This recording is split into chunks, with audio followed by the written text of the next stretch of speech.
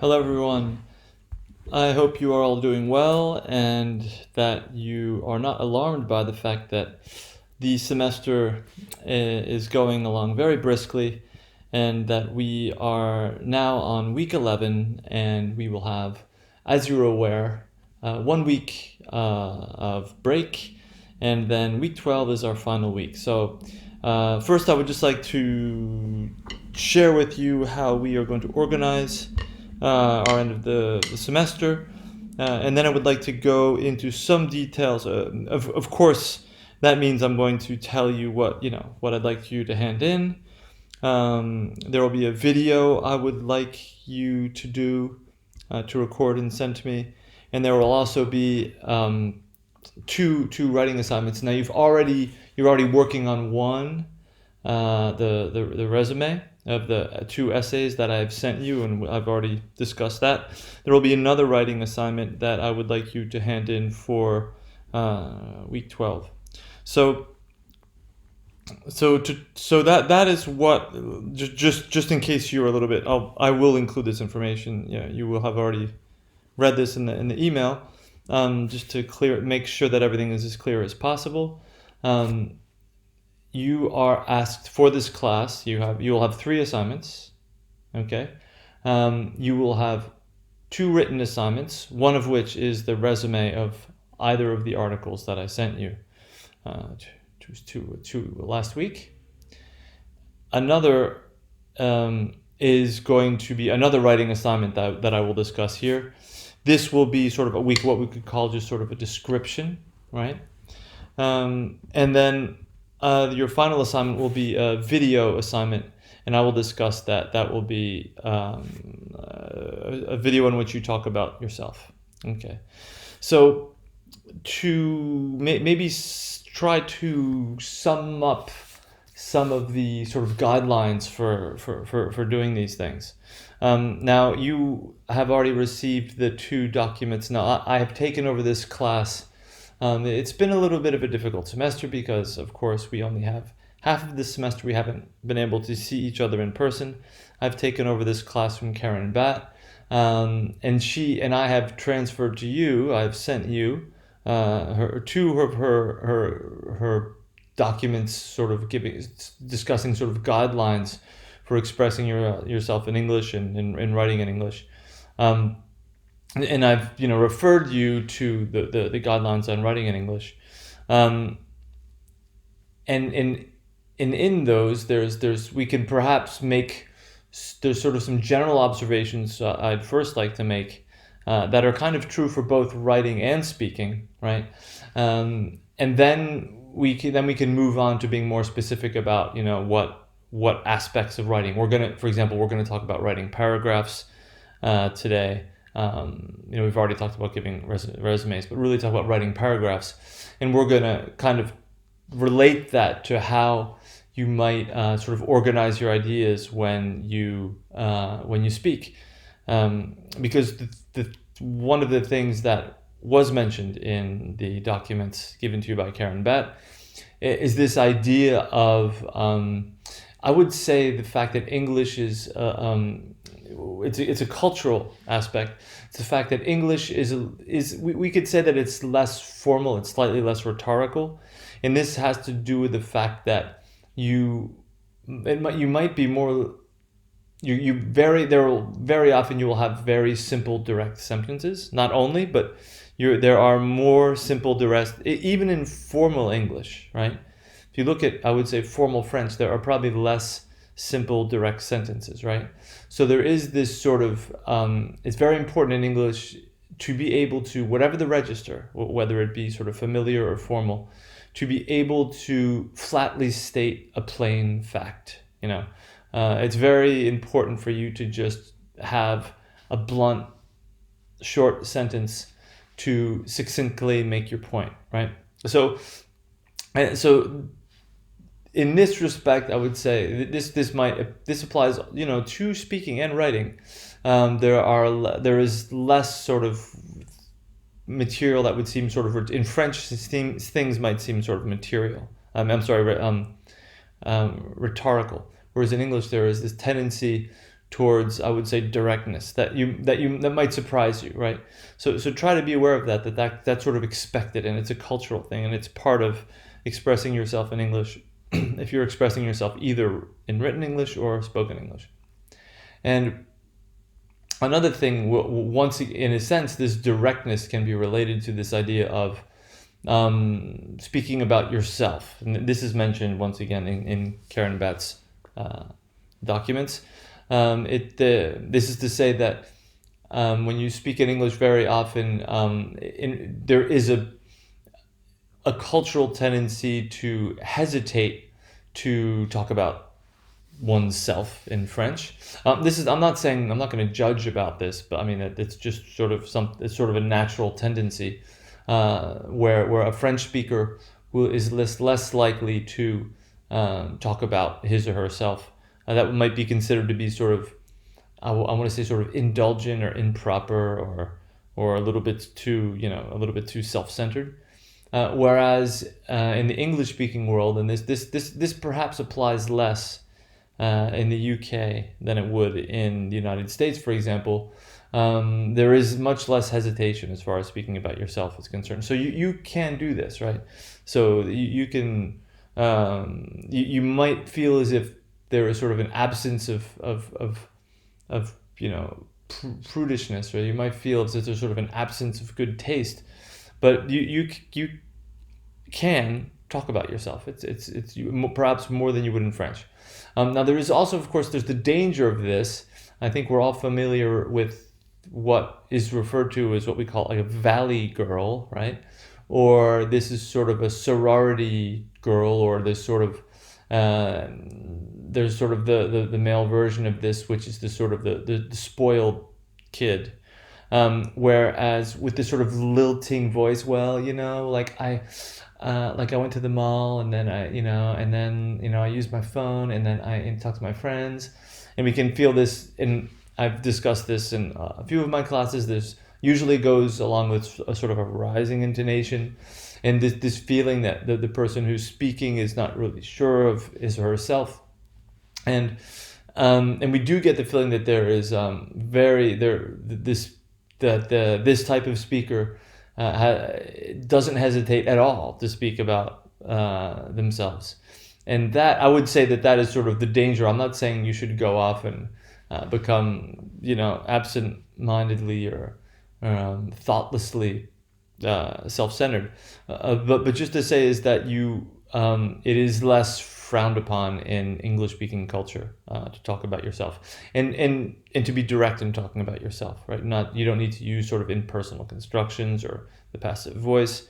You can really bluntly state things, first of all, and bluntly state things about yourself. So that's something we'd like to focus on. So that means that you should, one way to sort of practice this or work on this will be to do what your video assignment is, and your video assignment is going to be to present yourself, right? We are strangers, right? So this is going to be, it'll be actually authentic because many of us have never met, although I recognize, on the student list, I noticed that I have seen many of you before. So I also should add that many of you are also taking the public speaking class. There is some kind of an overlap, so I'm a little bit wary of that. But your video assignment will be to, I would say it should be a 3 to 5 minute video. This is not strict. I'm saying roughly speaking 3 to 5 minutes, in which you will present yourself. Okay, so the question, of course, is going to be, how should you go about doing that? Now, I want to give you some liberty, but I would like you to give you a few guidelines that are going to relate speaking and writing. Meaning, in writing, we're gonna talk about paragraphs, and when we talk about speaking, we're gonna talk about sort of organizing your ideas. So it's a fairly free assignment, right? It's a fairly open assignment, and you can say anything about yourself, and of course that is up to you, right? That's your judgment. You can talk about your hobbies, your interests. You could talk about relationships you've had with people, your personal history. There's, and nothing.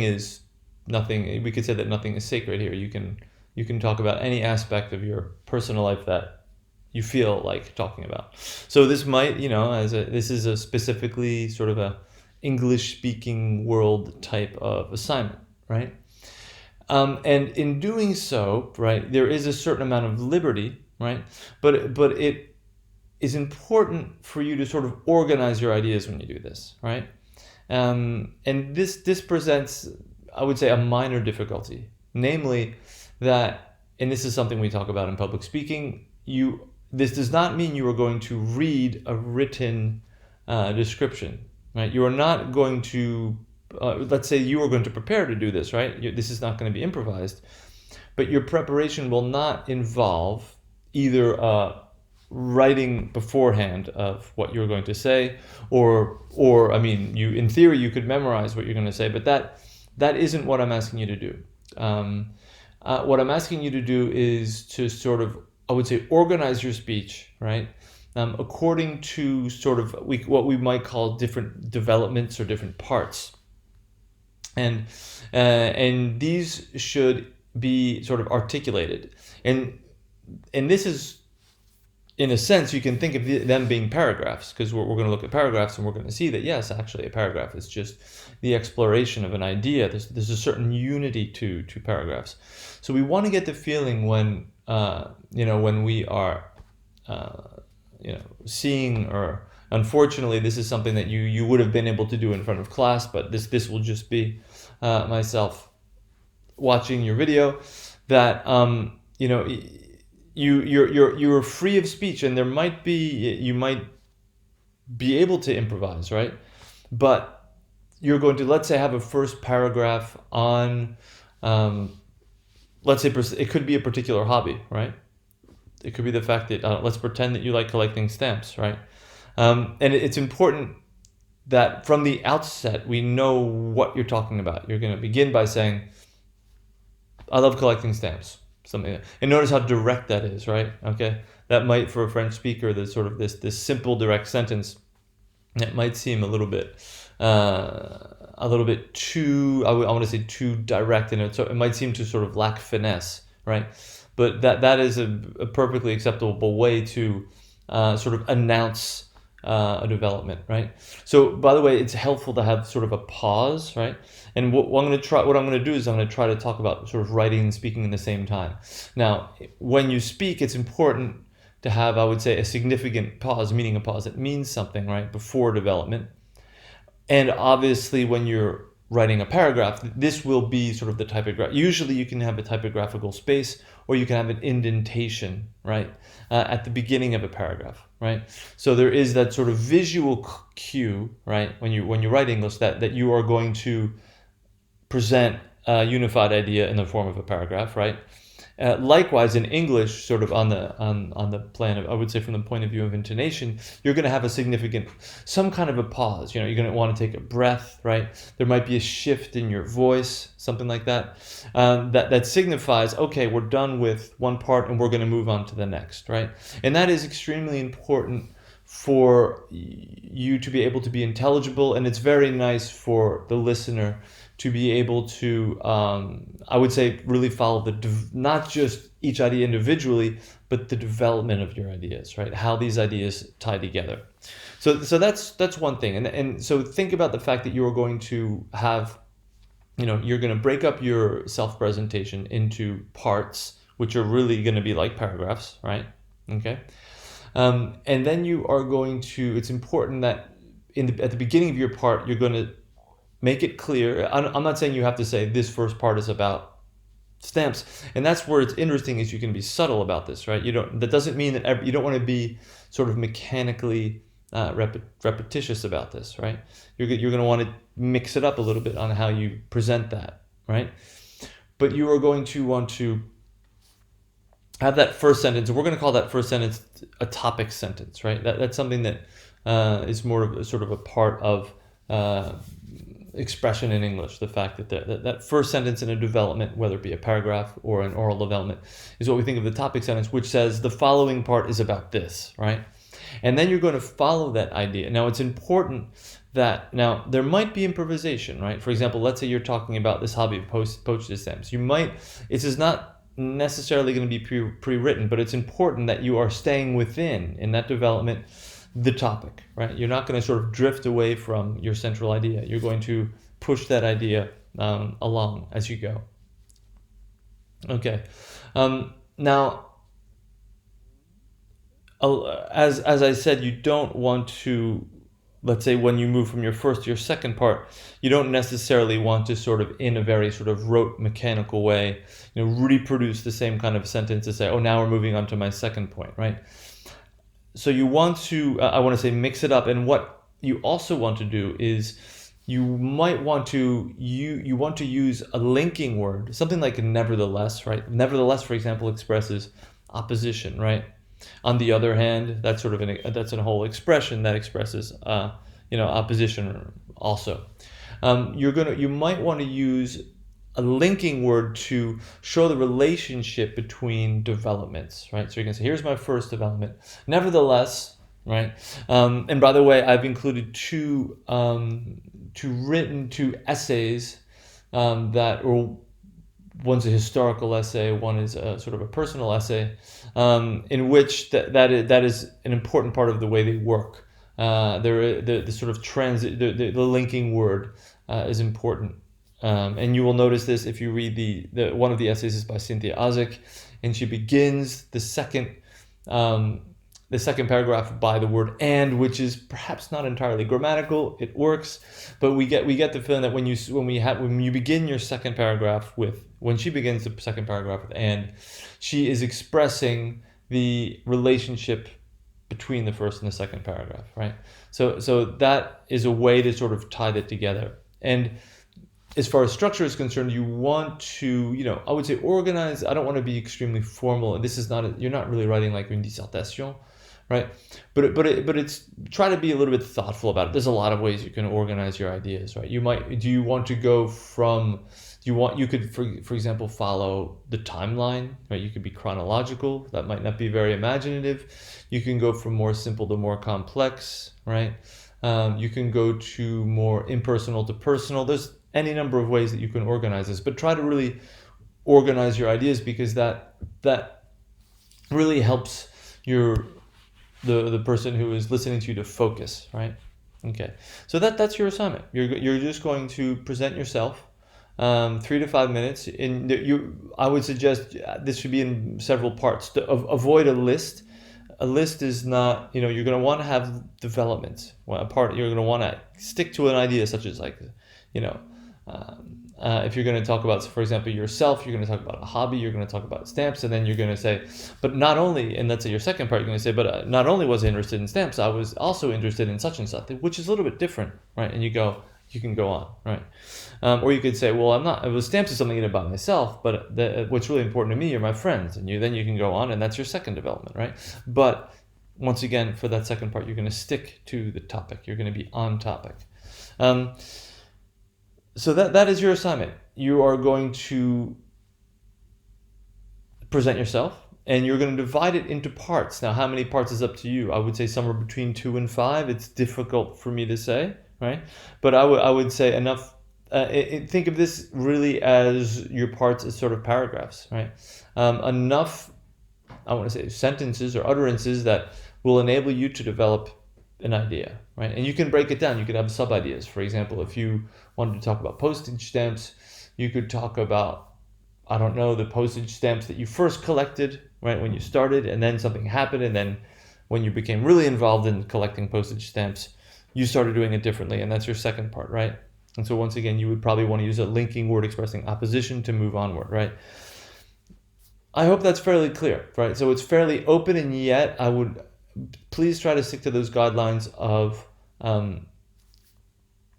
making it clear moving from one part to the next. I would say try to think about using things like pauses, use your voice, right?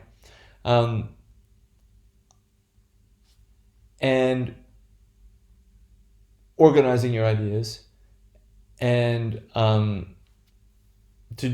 would say to do so, the danger is to avoid just a list. A list is basically things that follow each other that have no relationship. You're really going to want to insist on unity of a part, right? And then the relationship from one part to the next, which means that you're going to, you're putting your ideas together. So that is all that needs to be said for that video assignment. Now your written assignment is going to be a description of something. It's going to be a more open description. Now I've included two documents, right, that are excerpts from essays, one by Linton Strachey and one by Cynthia Ozick. And these are just examples of, I would say, paragraph writing. Now, you're just going to describe, you really could describe anything you like. You could describe an epoch in history. You could describe your neighborhood. You could describe your family. You could describe a friend. It's extremely open. I would say it's a description. And much like your description of yourself, how you organize those parts is going to be one thing, and it's very going to be important. You're going to want to organize those into paragraphs, and it's going to be a 3-paragraph assignment. Now, of course, so you're going to need to isolate the paragraphs typographically, and once again, I would suggest consulting Karen Batt's document as a guideline to that. It's very well presented about these are obvious things, but she very effectively points out the essentials as far as how your ideas are supposed to be organized into paragraphs.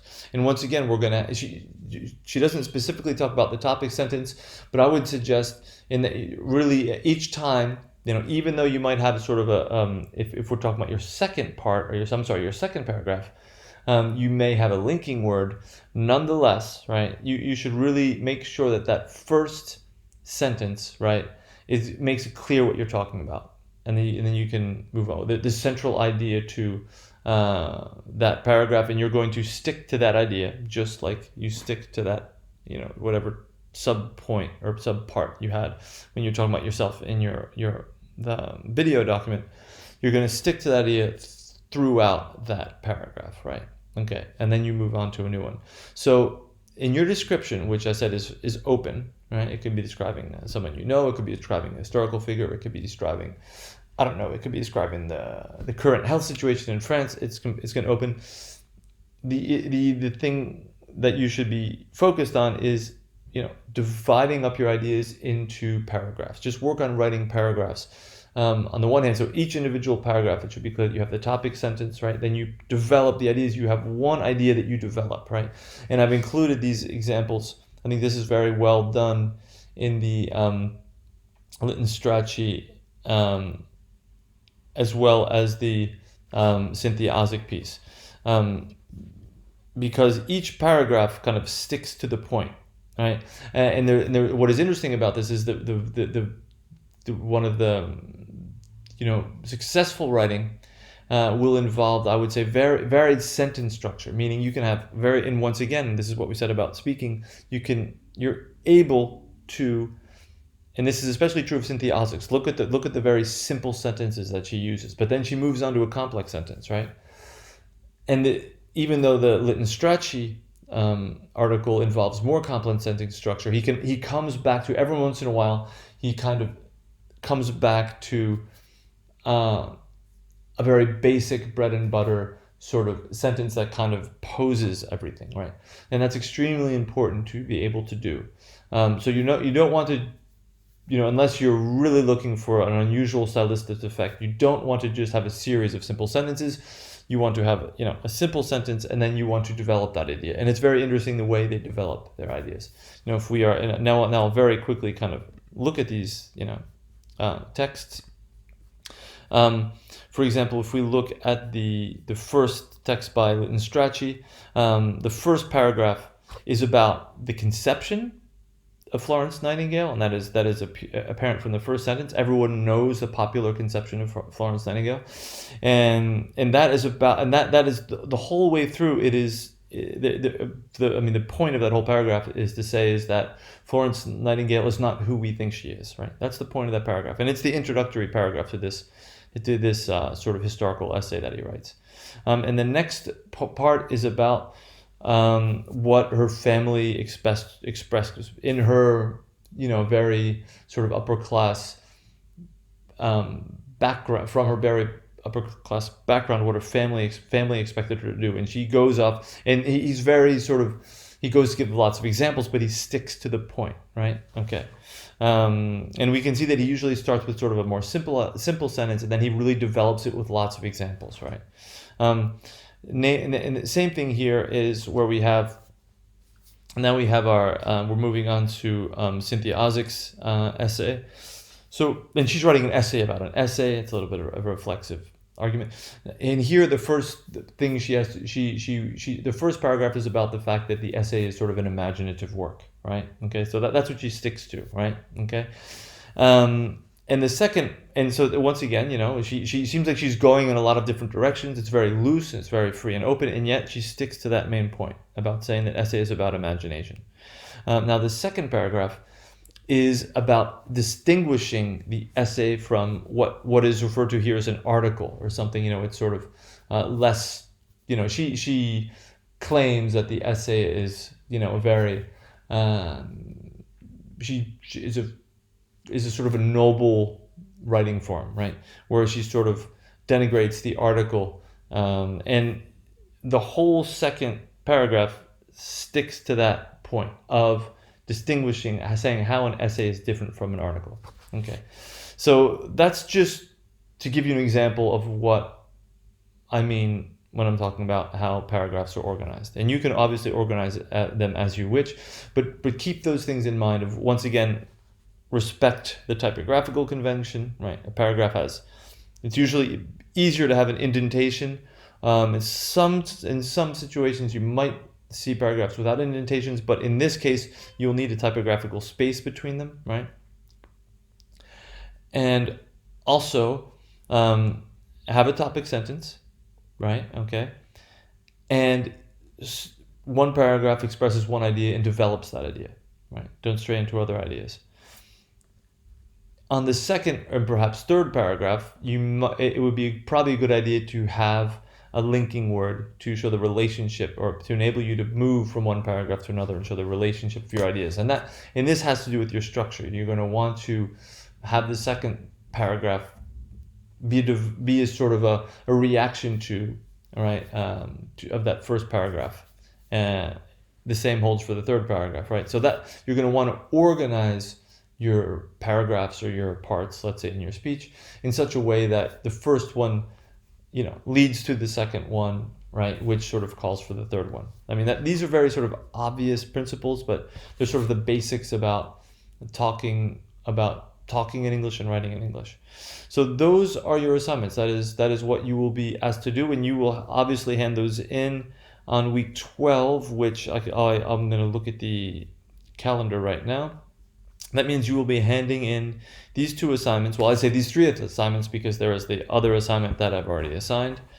All three assignments are to be handed in on the 20th of April.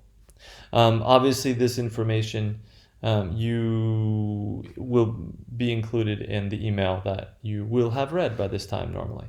So best of luck. I wish you a good end of the semester, and I will be back in touch with you in 2 weeks on I think that we said it was the 20th of April.